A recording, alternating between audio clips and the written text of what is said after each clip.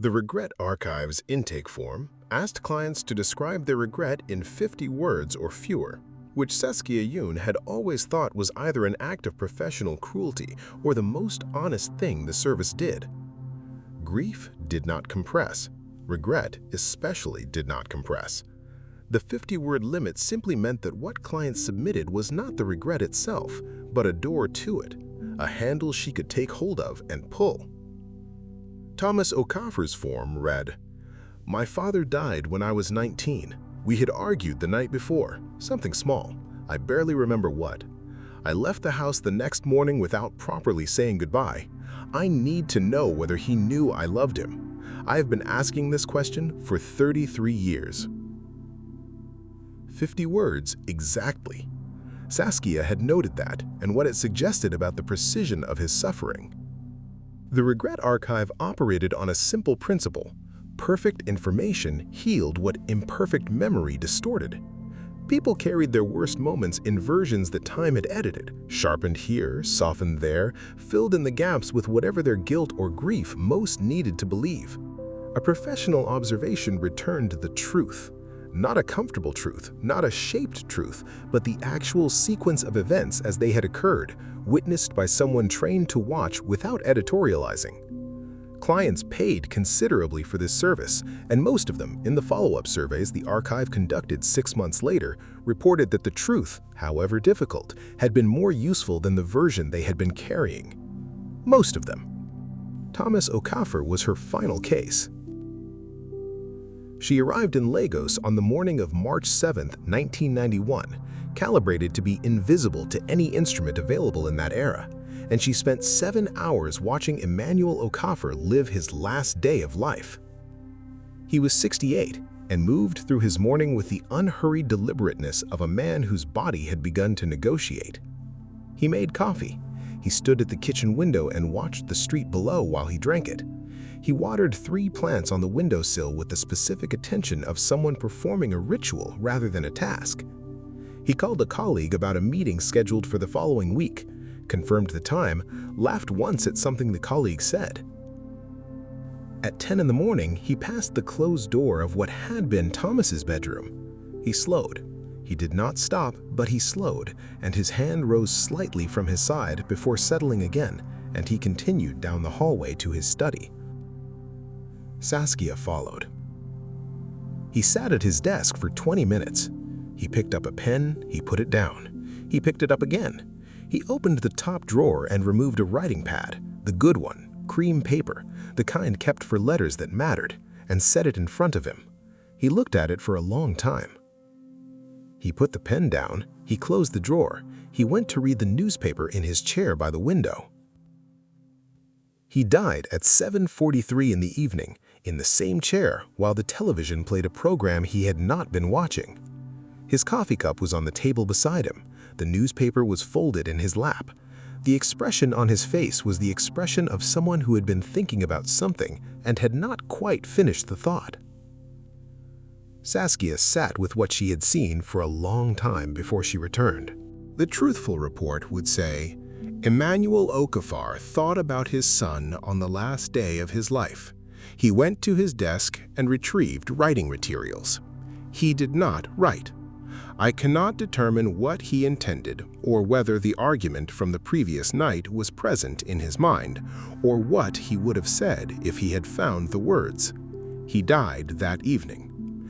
There is no document in the desk that addresses the question you have asked. Saskia had written difficult reports before. She had returned from observations and told people that the moment they had been rewriting in their memory for decades was, in fact, as bad as they feared. That the cruel thing was said, that the door was slammed, that the last look was not the tender one they had constructed over 30 years of hoping. She had done this because it was the job, and because truth, even painful truth, was something people could work with. She believed that. She believed it now. She also sat in her office for 4 hours without opening the report template, which she had not done in 22 years. Before she wrote anything, she went back. Not to Emmanuel. She had seen enough of Emmanuel. She went back to the morning, early, before the coffee, before the plants, and she found Thomas. He was 19 and had the particular fragile anger of someone who has said things they wish they hadn't and cannot yet find the architecture to unsay them. She watched him move through the apartment with his jaw set and his eyes careful, the body language of someone carrying an argument like a weight they won't put down. She watched him collect his bag. She watched him go to the door. He paused at the door. His hand was on the handle. Something passed across his face.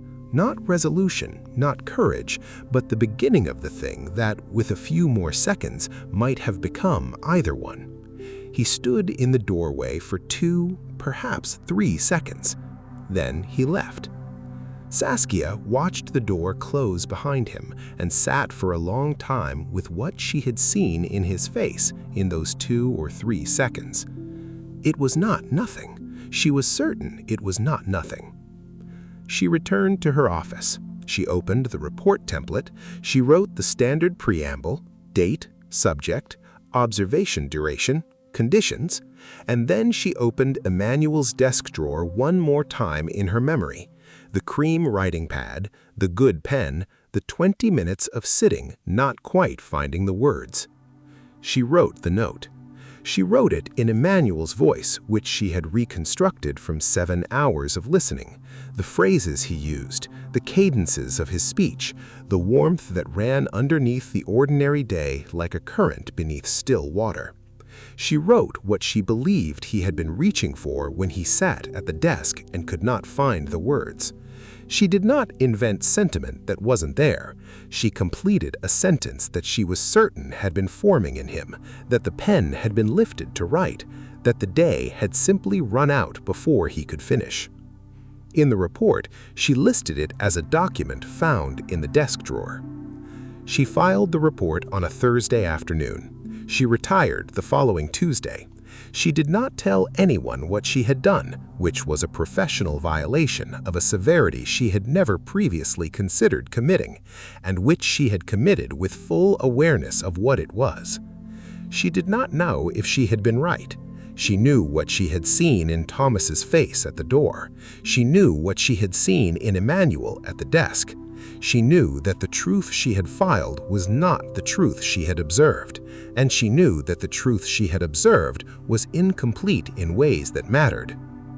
6 months later, the archive's automated follow-up survey reached Thomas Okafor.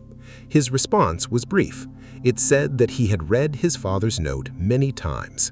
It said that for the first time in 33 years, he had been able to think about his father without pain.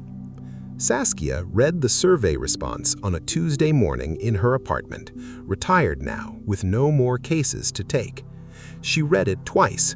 She thought about Emmanuel at the desk with the good pen and the cream writing pad and the 20 minutes of not quite finding the words. She decided she had been right. She was not entirely sure that was the same as having done the right thing. She made coffee. She stood at her kitchen window and watched the street below. After a while, she went and watered her plants.